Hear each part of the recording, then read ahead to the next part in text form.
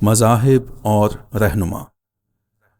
اس وقت دنیا میں اربوں انسان موجود ہیں اور تقریباً سینکڑوں مذاہب موجود ہوں گے۔ ان میں سے اکثر مذاہب الہامی ہیں، یعنی رب کائنات نے مختلف ادوار میں انسانوں کی فلاح و بہبود کے لیے اپنے مخصوص نمائندوں کو بھیجا جو شریعت لے کر آئے۔ ان انبیاء علیہ السلام نے اپنی امت کو اللہ کا پیغام دیا۔ بہت سے انبیاء علیہ السلام کی امتیں تو وقت کی گرد میں گم ہو گئیں، لیکن کچھ انبیاء علیہ السلام کی امتیں آج بھی موجود ہیں اور قیامت تک موجود رہیں گی۔ اکثر مذاہب الہامی ہیں، لیکن ان مذاہب کے ماننے والے ایک دوسرے سے شدید اختلاف رکھتے ہیں، اور ان مذہبی اختلافات کی سب سے بڑی وجہ ایک یہ ہے کہ انسان اپنے مذہب کو تو الہامی سمجھتا ہے اور اسے مقدس بنا کر پیش کرتا ہے، لیکن باقی مذاہب کو وہ درجہ نہیں دیتا جو اسے دینا چاہیے۔ دوسرے مذاہب کو ناقص اور غیر کامل سمجھتے ہیں، حالانکہ ہر نبی نے آنے والے نبی کے بارے میں پیش گوئی کی تھی، لیکن اس کے باوجود ہر آنے والے نبی کو مشکلات کا سامنا کرنا پڑا، کیونکہ انسان نئے نبی کو قبول کرنے کے لیے تیار نہیں تھا۔ ہونا تو یہ چاہیے تھا کہ انسان ہر آنے والے نبی، ہادی یا رہنما کو خوش آمدید کہتا، لیکن انسانوں نے ہر نبی کی مخالفت کی۔ حضرت موسیٰ علیہ السلام سے قبل مصریوں کا خیال تھا کہ اب کوئی نبی یا رسول نہیں آئے گا۔ اپنے اسی یقین کی وجہ سے حضرت موسیٰ علیہ السلام کو ان کا صحیح مقام نہ مل سکا، حالانکہ انہوں نے بے شمار معجزے اور کارنامے پیش کیے۔ جب وہ چلے گئے تو ان کے بعد آنے والے انبیاء کو بھی اسی قسم کی مشکلات کا سامنا کرنا پڑا۔ حضرت عیسیٰ علیہ السلام کو بھی اسی قسم کی صورتحال کا سامنا کرنا پڑا۔ بنی اسرائیل نئے نبی کو قبول کرنے کے لیے تیار نہیں تھے، لہٰذا انہوں نے ایک نبی اللہ کو صلیب پر چڑھا دیا۔ حضرت عیسیٰ علیہ السلام کو ایک بدنام زمانہ ڈاکو بارابوس کی جگہ صلیب پر لے جایا گیا۔ اسی طرح یہودی اور عیسائی جانتے ہیں کہ حضرت محمد صلی اللہ علیہ وآلہ وسلم اللہ کے آخری رسول ہیں، لیکن انہوں نے آج تک اسلام کے پاک رسول صلی اللہ علیہ وآلہ وسلم کو قبول نہیں کیا۔ جب نبی پاک صلی اللہ علیہ وآلہ وسلم نے نبوت کا اعلان فرمایا تھا تو انہیں بھی اسی طرح کی مشکلات کا سامنا کرنا پڑا جن سے سابقہ انبیاء علیہ السلام گزر چکے تھے۔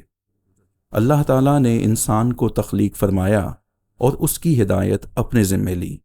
جب بھی کبھی انسان اس کے راستے سے ہٹا تو اس نے انسان کی رہنمائی کے لیے کسی نہ کسی رہنما یعنی نبی کو بھیجا، اور یہ حقیقت قرآن مجید کی بہت سی آیات سے ثابت ہوتی ہے۔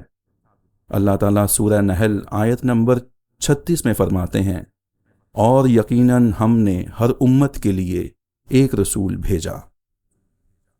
یقیناً ہر امت کے لیے ایک رسول آتا ہے۔ اللہ تعالیٰ نے یہ بات لازمی قرار دی ہے کہ ہر نبی لوگوں کی اسی زبان میں بات کرے جن پر وہ مبعوث کیا جاتا ہے۔ وہ جو کتاب لاتا ہے وہ بھی اسی زبان میں ہوتی ہے۔ اللہ تعالیٰ کا فرمان ہے، اور ہم نے کوئی رسول نہیں بھیجا مگر اس کی اپنی قوم کی زبان میں ہی، تاکہ ان کے لیے احکام کھول کھول کر بیان کرے۔ سورہ ابراہیم آیت نمبر 4۔ ان آیات کو دیکھتے ہوئے ایک بات ثابت ہو جاتی ہے کہ ماضی میں کوئی بھی قوم نبی کے بغیر نہیں رہی، بلکہ ہر دور اور قوم کے لیے ان کا اپنا نبی تھا۔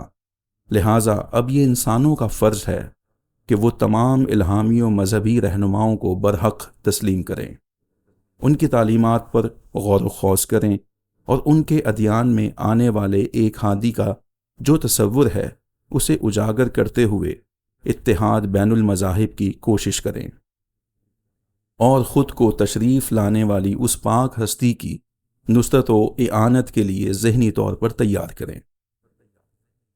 انسان کا زمین پر آنا۔ انسان اس زمین پر کیسے آیا؟ اس سوال کے بہت سے جوابات ہیں، بہت سی روایات ہمیں ملتی ہیں، انسان نے اس کے بہت سے نظریات پیش کیے ہیں۔ ہم ان میں سے 2 نظریات کا ذکر کر رہے ہیں۔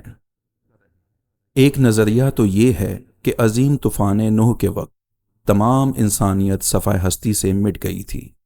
سارے انسان جو آج زمین پر موجود ہے وہ حضرت نوح علیہ السلام کے 3 بیٹوں سام، حام اور یافت کی اولاد ہیں۔ جناب سام تمام سفید رنگوں کی نسلوں کے باپ ہیں، حام تمام کالے رنگ کے نسلوں کی باپ ہیں، اور یافت زرد فام یعنی چینی، کوریائی اور جاپانی قوموں کے باپ ہیں۔ دوسرا نظریہ یہ ہے کہ طوفان نوح کے وقت صرف اہل عراق ہی ڈوبے تھے۔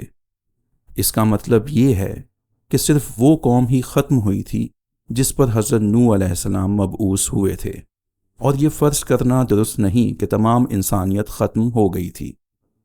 انجیل میں اس واقعہ کا جو وقت بتایا گیا ہے وہ تقریباً 2144 قبل مسیح ہے۔ اس دور کے باقی ماندہ آثار اس حقیقت کی نفی کرتے ہیں کہ اس طوفان نے تمام روئے زمین کو ڈبو دیا تھا۔ جدید تحقیق کے مطابق طوفان نوح کا وقت 50,000 قبل مسیح تھا، اور یہ صرف عراق تک محدود تھا۔ یہ بات بھی سامنے آئی ہے کہ سیلاب کی سطح 25 فٹ تھی، اور یہ بھی ثابت ہو چکا ہے کہ اس سے بہت پہلے انسان یورپ سے سویڈن تک اور عراق سے چین تک پھیل چکا تھا۔ یہاں یہ بات بھی قابل ذکر ہے کہ مروجہ شجرہ انصاب قابل اعتماد نہیں۔ سید الانبیاء صلی اللہ علیہ وآلہ وسلم نے ہدایت فرمائی ہے کہ ہمارا شجرہ نسب صرف جناب حضرت عدنان علیہ السلام تک لکھنا چاہیے، ان سے اوپر مت جاؤ کیونکہ یہ صحیح نہیں ہے۔ ماہرین شجرہ نبی پاک صلی اللہ علیہ وآلہ وسلم کا شجرہ حضرت آدم علیہ السلام تک لے جاتے ہیں، جیسا کہ امام سخاوی، ابن جریر اور ابن اسحاق اور تمام شیعہ سنی کتب اس سلسلے میں ان کی پیروی کر رہی ہیں۔ جدید تحقیق نے یہ ثابت کیا ہے کہ رسول پاک صلی اللہ علیہ وآلہ وسلم کی یہ حدیث بالکل درست ہے۔ شجرہ انصاب جو پرانے عہد نامہ میں دیے گئے ہیں غلط ہیں۔ اس بات کے بہت سے معقول ثبوت موجود ہیں۔ ان مذکورہ کتب میں موجود شجرہ انصاب فرداً سب کے دور ظاہر کرتے ہیں۔ ان کی روشنی میں تخلیق آدم یا حضرت آدم علیہ السلام کا اس زمین پر آنا 3800 قبل مسیح کا واقعہ ہے۔ حضرت نوح علیہ السلام کی پیدائش 2744 قبل مسیح، حضرت ہود علیہ السلام کی پیدائش 2077 قبل مسیح، حضرت ابراہیم علیہ السلام کی پیدائش 1852 قبل مسیح، حضرت اسماعیل علیہ السلام کی پیدائش 1767، حضرت اسحاق علیہ السلام کی پیدائش 1752، حضرت یعقوب علیہ السلام کی پیدائش 1692 قبل مسیح کی ہے۔ مختلف روایات کی روشنی میں حضرت ابراہیم علیہ السلام سے حضرت داؤد علیہ السلام تک 14 جانشین درمیان میں آتے ہیں۔ حضرت داؤد علیہ السلام کی پیدائش کا سال جو کتب میں دیا گیا ہے 1050 قبل مسیح ہے، اور حضرت عزیر علیہ السلام کی پیدائش کا سال 580 قبل مسیح ہے۔ جب ہم ان تاریخوں کو جدید تحقیق کی روشنی میں دیکھتے ہیں تو ان میں ہمیں مطابقت نظر نہیں آتی۔ پاک و ہند کی جو تہذیب دریافت ہوئی ہے وہ اس سے بھی قبل کی ہے۔ وہ تاریخ 7000 قبل مسیح کی ہے۔ موہنجو داڑو سے ملنے والی کچھ مہریں 2500 قبل مسیح سے متعلق ہیں، اور دیگر بہت سی 4000 قبل مسیح سے متعلق ہیں۔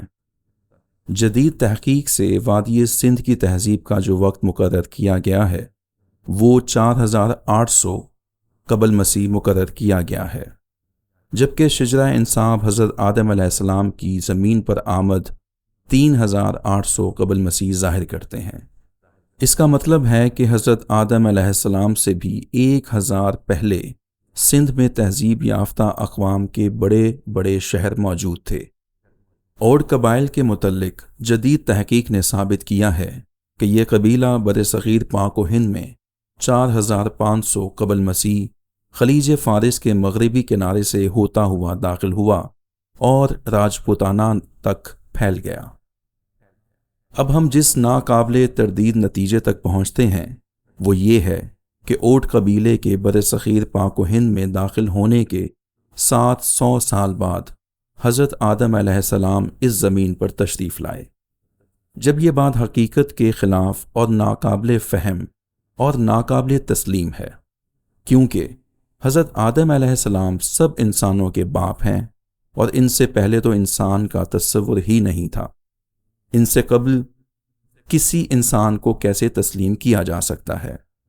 لہٰذا ہمیں نبی پاک صلی اللہ علیہ وآلہ وسلم کی ہدایت کے مطابق آپ صلی اللہ علیہ وآلہ وسلم کے شجرہ کو حضرت عدنان علیہ السلام سے آگے نہیں لے جانا چاہیے۔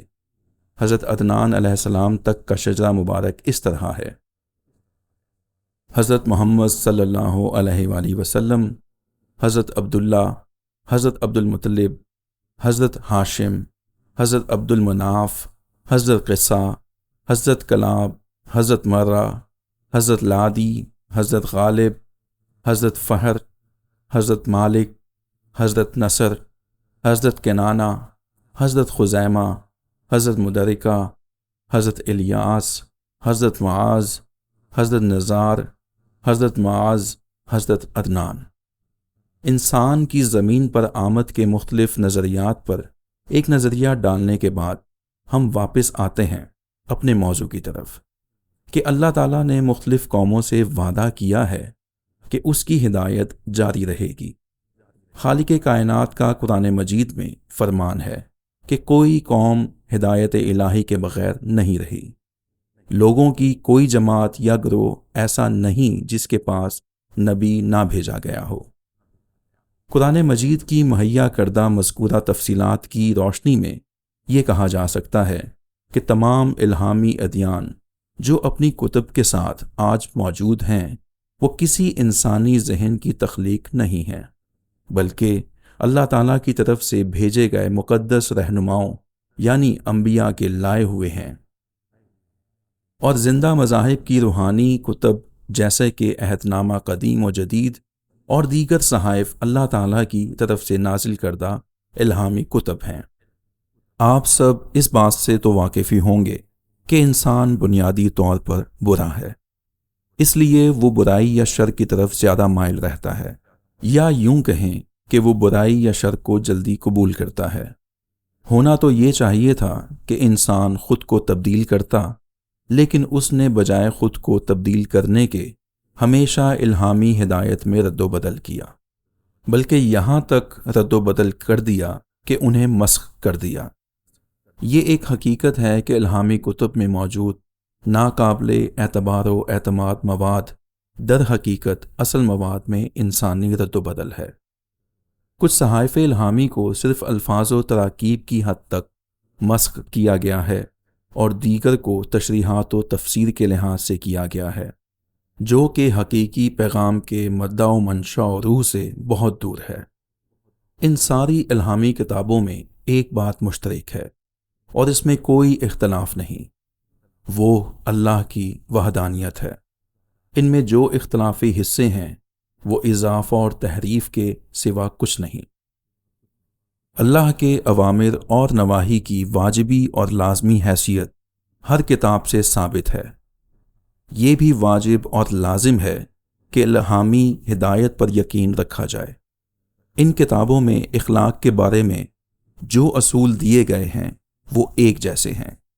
ہر الہامی کتاب ایک آنے والے رہنما کے بارے میں پیشن گوئی کرتی ہے۔ آخری اور سب سے اہم بات یہ ہے کہ ہر کتاب آخری دور میں ایک عظیم ترین الہامی رہنما کی آمد پر زور دیتی ہے کہ جب ظلم و ناانصافی اپنے انتہائی عروج پر ہوگی اور وہ عظیم رہنما ساری دنیا کو مثالی عدل کی طرف لے جائیں گے۔ اس عظیم رہنما کے کئی نام ہیں۔ جہاں کہیں بھی ان کتب میں اس ٹھوس حقیقت کو گمراہ کن یا غلط تشریحات و تفسیرات کی مدد سے چھپانے اور مخفی رکھنے کی کوشش کی گئی تو ان کا مواد تحریف کا شکار ہوا ہے۔ ان تمام الہامی کتابوں میں روحانی علاج حاصل کرنے کے بیان کردہ اصول بھی یکساں اور مشترک ہیں۔ اتنے زیادہ مشترکہ عناصر ہونے کے باوجود اختلاف کے وجود کا جواز نظر نہیں آتا۔ کسی بھی الہامی کتاب میں رد و بدل کے باوجود جھوٹ، قتل، جھگڑا، دھوکہ دہی، ڈکیتی، ظلم کا نہ تو درست قرار دیا گیا ہے اور نہ اس کی تعریف کی گئی ہے۔ تمام الہامی کتابیں ارتکاز، توجہ، اللہ کی توحید اور اچھے برے اعمال کی سزا و جزا، حیات بعد الموت، روز قیامت، ان سب کی اہمیت بغیر کسی معمولی سی تبدیلی کے بالکل ایک جیسی ہے۔ تمام اصول جو اسلام نے بیان کیے ہیں وہ سب دیگر الہامی کتب میں بالکل یکسانیت کے ساتھ موجود ہیں۔ رسالت کے متعلق اختلاف واضح تحریف ہے، کیونکہ پرانے اور نئے عہد نامہ میں نبی پاک صلی اللہ علیہ وآلہ وسلم کی آمد کی صاف طور پر پیشن گوئی کی گئی ہے۔